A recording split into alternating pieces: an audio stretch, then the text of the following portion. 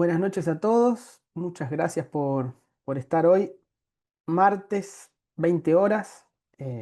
No sé si son todos de acá Argentina, pero bueno, ya acá en Buenos Aires hace frío y nada, el día muchas veces se hace largo, así que de verdad muchas gracias por estar ahí. Mi nombre es Román Aparicio, yo soy kinesiólogo, vivo acá en Buenos Aires y ya hace un par de años que me dedico, me enfoco, trato de abocarme a esta área, ¿no? Los trastornos temporomandibulares y el dolor orofacial. La charla de hoy tiene este título que es Trastornos temporomandibulares más allá de la ATM, es decir, más allá de la articulación. ¿Por qué este nombre? Este nombre lo que intenta reflejar, o el mensaje que intenta dar, es que muchas veces nos enfocamos en las estructuras, o por lo menos de esa manera nos enseñaron, y dejamos de lado algunas otras cuestiones que hoy sabemos son muy importantes en los trastornos temporomandibulares y en las personas con dolor crónico. Así que bueno, un poco ese es el objetivo de esta charla, ver qué es lo que nos dice el modelo biopsicosocial. Así que vamos a empezar con una breve reseña histórica. Entonces, para arrancar, no sé si están familiarizados, pero allá por los años 30, los trastornos temporomandibulares en aquel entonces tenía este nombre, el síndrome de Kosten. Y tenía ese nombre porque básicamente este otorrino había comenzado a recibir en su consulta a muchas personas con dolor de oído. Pero cuando él hacía sus evaluaciones no encontraba nada en el oído y fue él quien empezó a chusmear un poquito más la articulación, ¿sí? Entonces ahí es donde empezaron a sumarse otros profesionales del área de la odontología y a trabajar en conjunto. En aquellos tiempos la mirada estaba más centrada en la oclusión, es decir, cualquier tipo de desorden, los trastornos temporomandibulares, dolor orofacial que esté por esa región, se le atribuía a la oclusión, ¿sí? Era una mirada súper biomecanicista, ¿sí? Acá pongo estas imágenes, que es un poco también los que a nosotros nos han enseñado, ¿no? O sea, esta mirada de que hay algo que puede estar funcionando mal en el cuerpo y si eso no tiene una cierta simetría, no está colocada de cierta manera, puede reflejarse en otra manera. No es que esto no pase, pero le hemos dado demasiada importancia a eso, ¿sí? Em, yo me formé en osteopatía y otras terapias manuales y hace un par de años atrás tenía un poco esta mirada, quizás un poco más centrada en estos aspectos, ¿no? En que todo estaba relacionado con todo y todo tenía algún origen musculoesquelético, ¿sí? Entonces muchas veces nos hacían relacionar algún dolor de cabeza o alguna alteración en el cuello con quizás alguna disfunción o algo que estaría pasando en el pie. Hoy sabemos que no es tan así. Bien, entonces, como les decía, allá por los 30, Kosten empieza a mencionar todas estas cuestiones.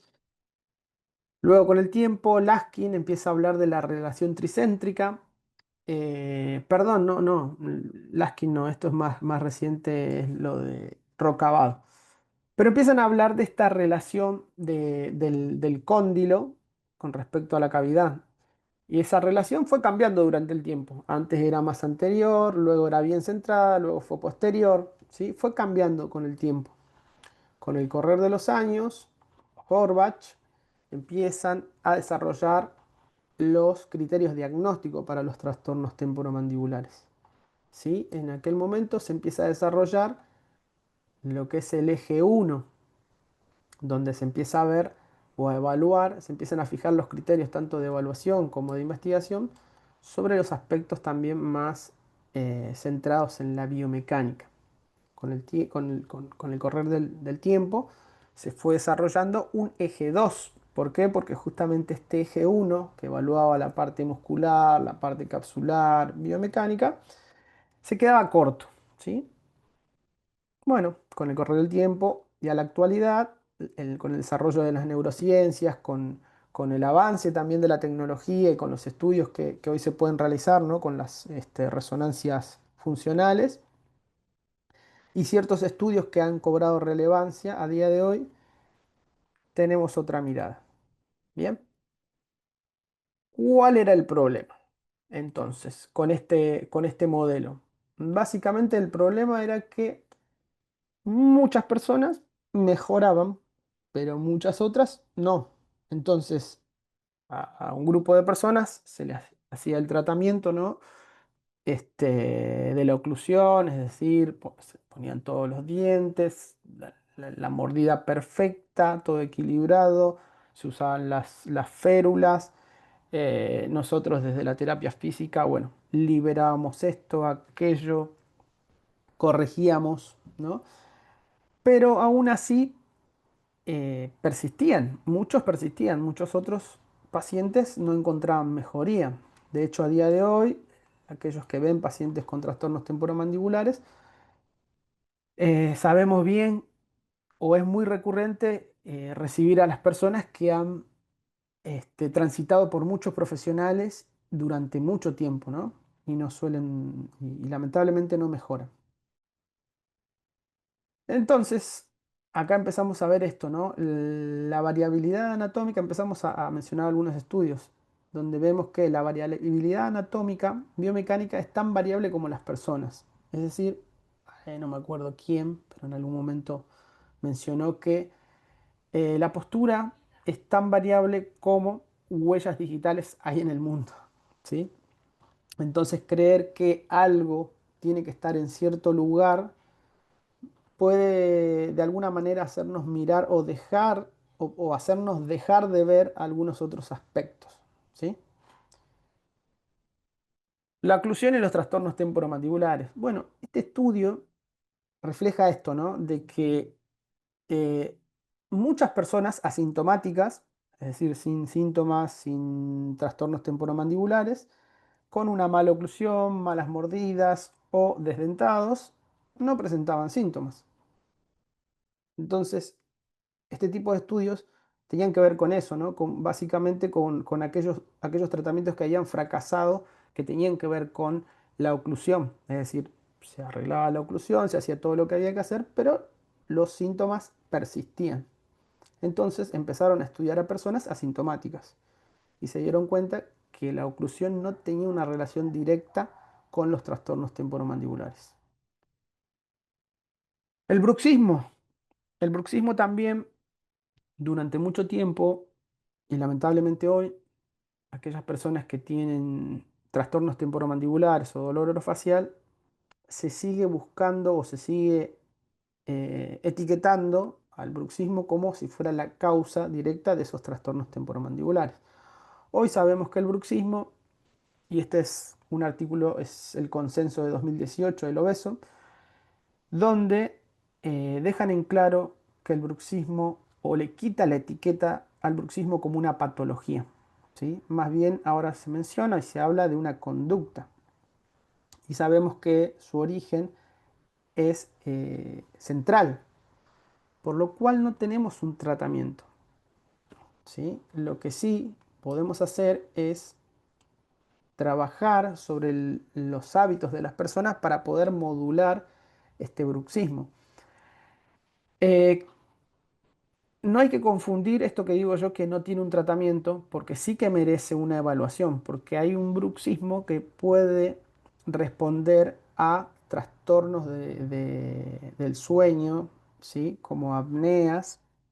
También hay bruxismo que tienen que ver con trastornos gastrointestinales, como puede ser un reflujo, ¿sí? Entonces es importante revisar todas esas cuestiones. Pero por el tema que estamos hablando hoy, es decir, el bruxismo y la asociación con los trastornos temporomandibulares, no.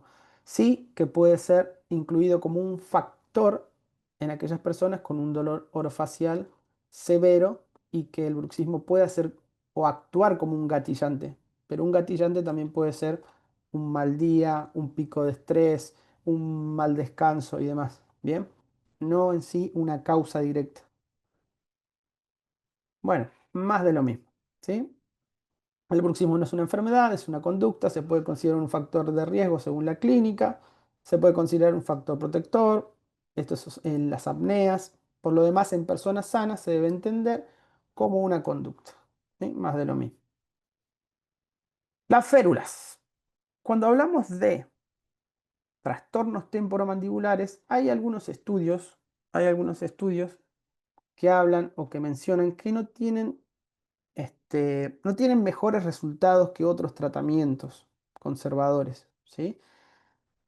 Lo que hay que aclarar acá es que las férulas, dependiendo el origen del trastorno temporomandibular, y es algo sí que tenga que ver con algo degenerativo, con una osteoartrosis y demás, se usa, pero desde un concepto ortopédico, así como aquellas personas que tuvieron un esguince y van a tener un tiempo estipulado para el uso de esa bota, acá se lo ve de la misma manera, ¿sí? No se usa la férula para toda la vida, ¿ok? Entonces, a ver, eh, bueno, a ver estos hallazgos y se sugieren que los médicos que tratan pacientes con trastornos temporomandibulares deberían considerar prescribir una terapia de autocuidado sin férula de bajo costo para la mayoría de los pacientes. ¿Bien? Todo esto es de libre acceso, ¿eh? Ustedes después si quieren le hacen captura o como les dije me lo piden y lo pueden chusmear, ¿sí? Según el folleto del Instituto Nacional de Salud sobre la ATM, recomienda que una férula debe ser por un corto tiempo y no debe causar cambios permanentes en la mordida, ¿sí? Esto que hablábamos recién. Los problemas del disco.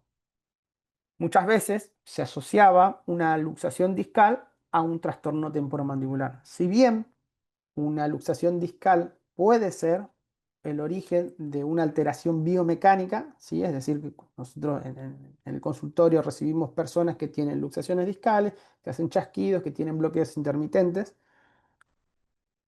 Sabemos hoy que el disco va a tener un proceso y por lo general y en la mayoría de los pacientes, el, el- el resultado va a ser positivo, ¿sí? Fisiológicamente ese disco va a ir cambiando morfológicamente y la persona va a poder tener una función, perdón, va a poder tener una vida con una función conservada y sin dolor.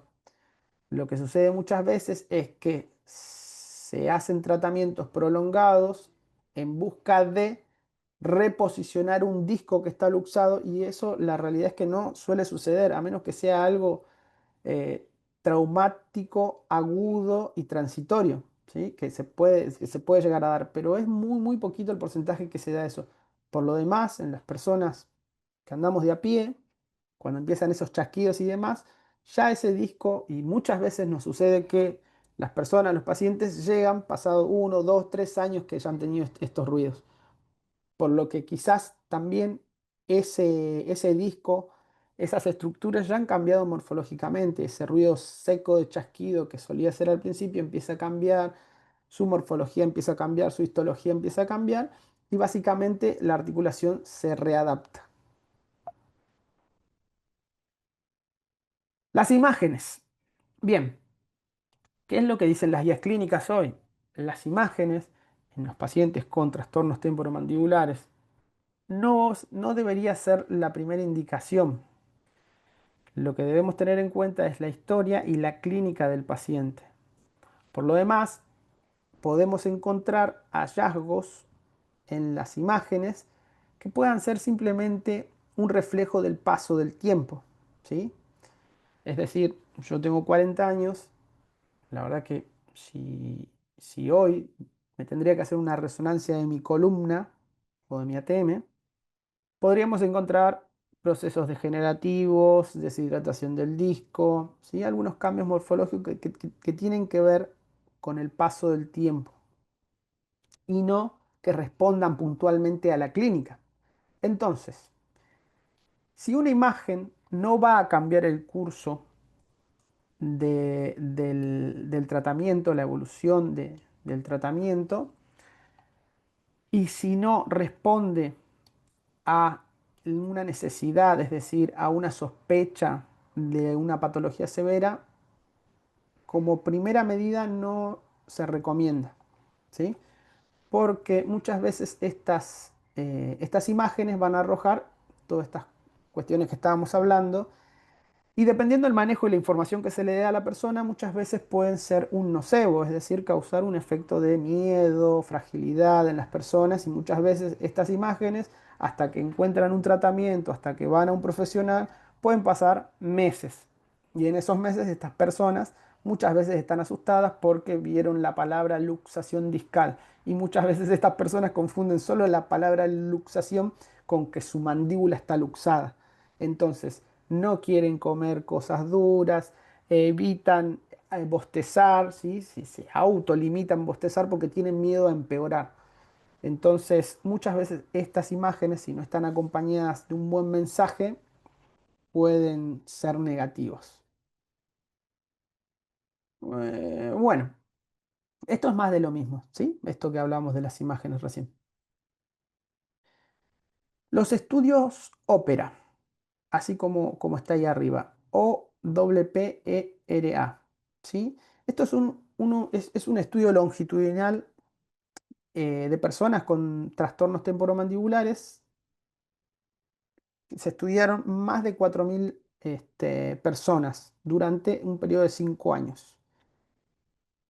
Lo que se vio acá es que muchas personas que tenían un dolor que superaba los 6 meses, que este dolor que nosotros hoy estamos hablando que dura más de 6, 7, 8 meses, que podemos considerarlo como un dolor persistente, tenían ciertos perfiles que involucraban muchos factores. Los que podemos destacar son ansiedad, depresión, insatisfacción laboral, insatisfacción laboral también del puesto de trabajo, no solamente económica, ¿sí? Uy, perdón. Acá. Los tres pilares entonces de factores de riesgo: factores sistémicos, factores del sueño, dolores preexistentes, psicológicos, ansiedad, depresión y genéticos por último. Fíjense que los genéticos están en la columna más chiquititas. Es decir, sí que hay factores genéticos. Hay personas que quizás no podamos ayudarlas por justamente una condición genética, ¿sí? Pero la realidad es que los que más pesaban eran estos, los sistémicos, lo que tenían que ver con sus hábitos, ¿sí? Con el sueño, con dolores preexistentes, con la ansiedad, con la depresión. Bueno, como ven acá, las flechitas de abajo serían toda la parte genética, ¿sí? Eso, la verdad que ni idea qué significa cada signo y cada numerito de eso, pero sí que sepan que está en la base, es decir, no digo que es lo menos importante, pero sí que quizás la epigenética, es decir, los hábitos de vida, su ritmo de vida, si hace deporte, no hace deporte, si hace actividad física, cómo se alimenta, el ambiente en el que se rodea y demás, sí que pueden ser disparadores y pueden generar un contexto donde quizás esta persona pueda desarrollar dolores crónicos. Bien. Los criterios diagnósticos para los trastornos temporomandibulares, como les mencionaba al principio, desarrollaron un eje 2, donde, ¿qué es lo que vamos a evaluar o qué es lo que se va a observar en las personas? El perfil de ansiedad, el perfil de depresión, la escala, estas son algunas de las escalas que se usaron. La escala de dolor, la escala de catastrofización, la función mandibular, el inventario de zumbido, ¿sí? Todas estas que ven acá en verde es lo que hablábamos. Estos nombres PHQ, Stress, GAD, PHQ-9, PHQ-15, todas estas escalas. Y hay otras más que tienen que ver con la kinesiofobia, la catastrofización y demás, que también se pueden usar en los pacientes con dolor crónico o dolor facial crónico, ¿sí? Pero ahí está. Bien. Entonces, hablemos un poquito de dolor, ¿sí? ¿Qué es lo que dice la definición en 2020 de la IASP? Dice que es una experiencia sensorial y emocional desagradable asociada o similar a la asociada con un daño tisular real o potencial. ¿Qué es lo que quiere decir esto? Básicamente que las señales que van a llegar a nuestro cerebro en el camino pueden tener un montón de interpretaciones. Entre ellas, justamente, es esa interpretación de daño. No necesariamente hace falta que algo esté mal o dañado en nuestro cuerpo para percibir dolor. Y eso tiene que ver con todo lo que hablamos anteriormente, es decir, con las historias de las personas, con las experiencias de las personas, con las creencias de las personas. ¿Bien?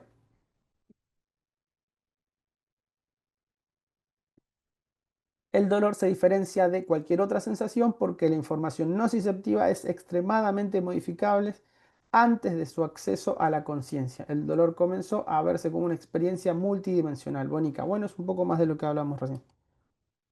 Esta es una definición, no sé si lo conocen a David García, pero bueno, ahí ese es su libro para que no duela tanto. Es un libro, la verdad que muy práctico, tiene muchas metáforas para que si a alguien le interesa ahondar más en el tema, son buenas herramientas para poder explicar el dolor a las personas, ¿sí? Esta es la definición de él. El dolor es una experiencia humana e individual, una experiencia humana, individual, normal o casi normal. Una experiencia humana, individual, normal, evolucionaria, necesaria para la supervivencia ya que nos alerta de potenciales peligros. Bueno, este cuadrito, como ven acá, estas dos llavecitas los divide en agudo o crónico. Bien, acá arriba vemos donde dice este cuadradito que dice estresor, ¿sí? Supongamos nada, un golpe o qué sé yo, algún dolor que comenzó por ahí de forma esporádica en un paciente con trastorno temporomandibular, quizás esa historia que se puede repetir o que muchos escuchamos es que de repente un día se despertó y le molestaba un poquito, le costaba abrir, fue a uno, fue a otro, fue empeorando, fue aumentando, los días que tenía mucho trabajo, mucho estrés, fue aumentando, bueno, esa historia la conocemos. Ahora, ¿qué puede pasar acá? ¿O qué es lo que intenta mostrarnos este cuadrito? Que nosotros tenemos dos formas de responder a esto, ¿sí? Y una es una respuesta maladaptativa o una respuesta adaptativa, ¿sí? Una respuesta adaptativa básicamente puede ser que un dolor sea agudo, que de repente esta persona, o quien sea, reciba una información basada en ciencia y quizás esas alertas que podría llegar a tener esta persona disminuyan y digan, bueno, si es algo agudo, es algo transitorio, voy a volver a mi normalidad de acá a 1 o 2 semanas, ¿sí? Una respuesta maladaptativa puede ser aquella que esté quizás con algunos aspectos que tienen que ver con la catastrofización, con la rumiación, con la magnificación de lo que nos está sucediendo, ¿sí? Es decir, voy a empeorar, soy frágil, algo en mí está roto, no voy a poder, ¿sí? Todos esos pensamientos hacen que estas personas entren en un círculo de miedo-evitación, ¿sí? Entonces esas conductas evitativas hacen que no pueda adaptarse y volver a su vida normal, ¿bien? Y acá hay algunas otras descripciones, ¿no? O sea, la función del cortisol, la inflamación, el dolor, la depresión, ¿sí? Che, me interrumpen cualquier cosa, ¿eh? Bueno, esto se lo robé a los chicos de Paint Decoded. Si no lo siguen, síganlos, la verdad que generan buen material. Y habla un poco, ¿no? Esto del... Uy, no sé si me pasé para atrás o para adelante. Bueno, habla un poco del modelo biopsicosocial y de cómo fuimos transitando o transicionando de este modelo biomédico hacia este modelo biopsicosocial, donde se contemplan un montón de factores, ¿sí? Que tienen que ver con la alianza terapéutica, con la comunicación, con la ocupación social, con los aspectos psicológicos, con la parte biomecánica, es decir, acá dice educación biomédica.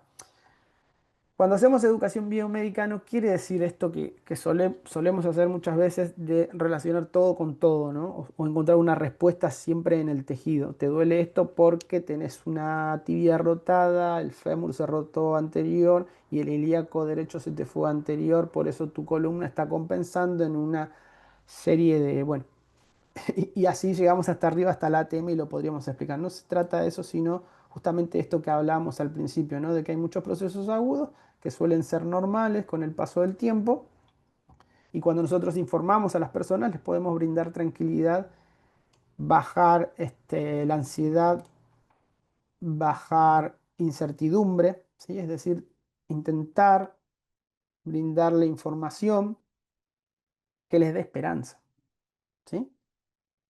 Bueno, la pesadilla de elegir, ¿sí? Cuando hablamos de los modelos biomecánicos, tenemos un montón de terapias, un montón de conceptos y marcas que se le pueden ofrecer a las personas.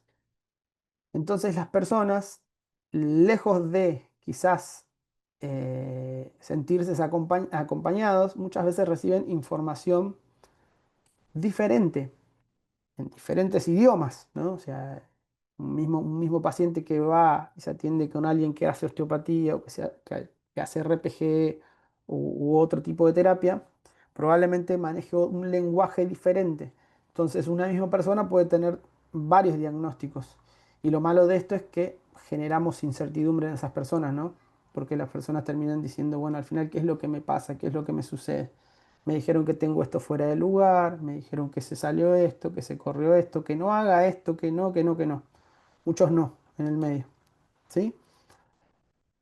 Bueno, hablemos un poco de los tratamientos, perdón, de los resultados positivos de los tratamientos que podemos ofrecer, ¿no? Podemos hacer un montón de tratamientos y las personas pueden mejorar. Muchas veces esa mejora tiene que ver con estas cuestiones que mencionamos acá, con un efecto placebo, es decir, con el ritual que nosotros podemos hacer en el consultorio con las expectativas del paciente, es decir, muchas veces los pacientes van a llegar, van a ir a un profesional porque se los recomendaron y fue súper recomendado y es muy conocido en redes sociales. Entonces la persona dice, bueno, voy a ir con alguien que me va a ayudar y que sabe de esto. Entonces ya hay una cuota que tiene que ver con esto, ¿no? Con el efecto placebo, con las expectativas que tiene el paciente de la terapia que va a recibir. La regresión a la media. Bueno, esto que hablábamos al principio, muchas veces los procesos agudos tienen un tiempo, como cualquier otro tipo de dolor. Muchas veces las inflamaciones o quizás alguna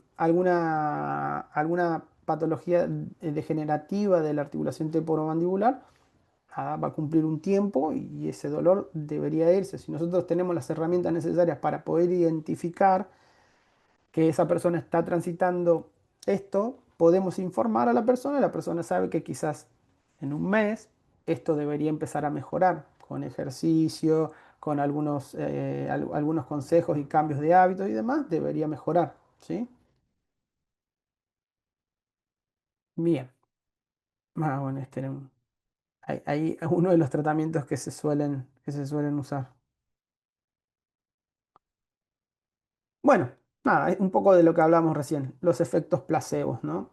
Muchas de las cosas que aplicamos tienen un efecto, pero por placebo, aunque no lo sepamos o no lo estemos haciendo con ese objetivo, ni nos gusta aceptarlo. Esto fue en el Congreso del año pasado. Este es un estudio que yo lo readapté. Este cuadrito era de columna y yo lo readapté a los trastornos temporomandibulares. Y este artículo se llama así, Palos y Piedras, el impacto del lenguaje en la rehabilitación musculoesquelética. Básicamente, esto fue una encuesta a personas que hicieron visitas médicas donde tenían dolor de espalda. Estas personas muchas veces, muchos de ellos, perdón, habían experimentado mayor dolor luego de la consulta, porque los médicos le habían dicho, bueno, ahora tenés que dejar de correr, ahora tenés que usar, no puedes usar más escaleras, usa ascensor, tenés que dormir así, tenés que pararte así, tenés que ponerte una faja, no hagas esto, no hagas aquello, ¿sí? Los mensajes parecían ser poco esperanzadores para estas personas y causa un efecto negativo, ¿sí? Entonces, bueno, en este artículo se hace en un cuadrito como recomendación de palabras a usar con los pacientes con dolor de espalda y yo adapté este, así que después, si quieren, lo chusmean ahí. Bueno, este es un artículo de odontología, ¿sí?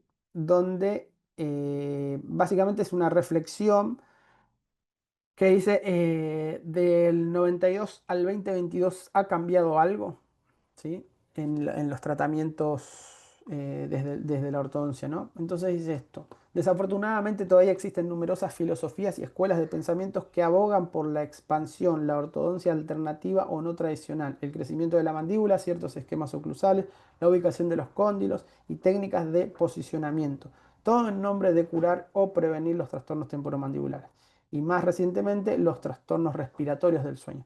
Los expertos autoproclamados y sus creyentes pueden simplemente descartar cualquier evidencia que se les presente que contradiga sus creencias, incluso después de 30 años de investigación científica y de calidad y evidencia convincente.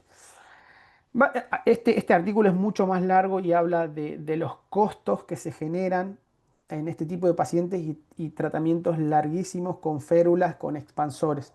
Hoy las guías clínicas y el año pasado, a fines del año pasado, salió un artículo que eran los 10, y me iba a salir la palabra los 10 mandamientos, pero no era algo así parecido, pero pónganle.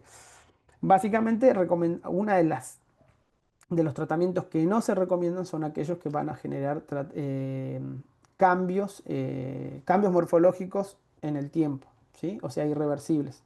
Todo ese tipo de tratamientos están contraindicados en este tipo de pacientes o en este tipo de alteraciones.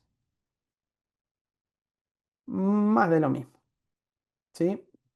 Diagnóstico y tratamiento de los trastornos temporomandibulares, un análisis ético de las prácticas actuales. Nuestra profesión tiene un pacto con la sociedad para honrar la vulnerabilidad del paciente, lo que luego nos obliga a facilitar su comprensión de la justificación, los riesgos, los beneficios, las alternativas y los objetivos de la intervención que realizamos.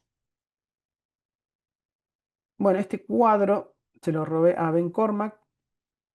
Y básicamente lo que dice es esto, ¿no? Con la información disponible en la actualidad, con la cantidad de factores que interactúan en el proceso del dolor, asumir un problema como única causa de los trastornos temporomandibulares es vender la solución a un problema creado por nosotros mismos, ¿sí? Bueno, un cuadrito acá, lo que nosotros creemos que sucede, ¿no? O por lo menos lo que creíamos y lo que yo espero que empecemos a cambiar ahora, o por lo menos era mi intención de esta charla. Conclusiones. Hagámosla simple, evitemos gastos costosos e innecesarios y sobre todo ineficaces, seamos éticos, seamos críticos con nuestro desempeño, seamos honestos, tratemos a las personas como nos gustaría que nos traten a nosotros mismos. Y les dejo ahí esta reflexión de Mujica y cerramos y me comparten sus opiniones. Cuando tú compras algo, no te equivoques. El instrumento es la plata con la que tú estás comprando. Pero en realidad estás comprando con el tiempo de tu vida que tuviste que gastar para tener esa plata. O quiere decir que cuando tú gastas, en el fondo lo que estás gastando es tiempo de vida que se te fue. Bueno, ahí termina la presentación. Che, muchas gracias por estar ahí y bueno, esta reflexión de Mujica a mí, la verdad que siempre que la escucho por ahí, que me aparece un reel o algo, me encanta. Y la asocio un poco, me pareció oportuno acá porque creo que muchas veces estas personas que tienen este tipo de trastornos, muchas veces pasan por muchos profesionales.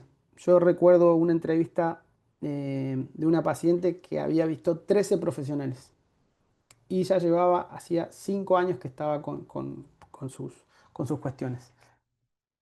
Entonces imagínense la cantidad de tiempo y dinero que ha perdido esa persona, ¿no? Y un poco nada, es eso, ¿no? Llamar un poco a la reflexión. Gracias, muchas gracias. Ahí está. Che, bueno, Sony 42. Nada, les agradezco por haber participado y esta clase esta clase, este video va a quedar ahí grabado y seguramente lo voy a subir.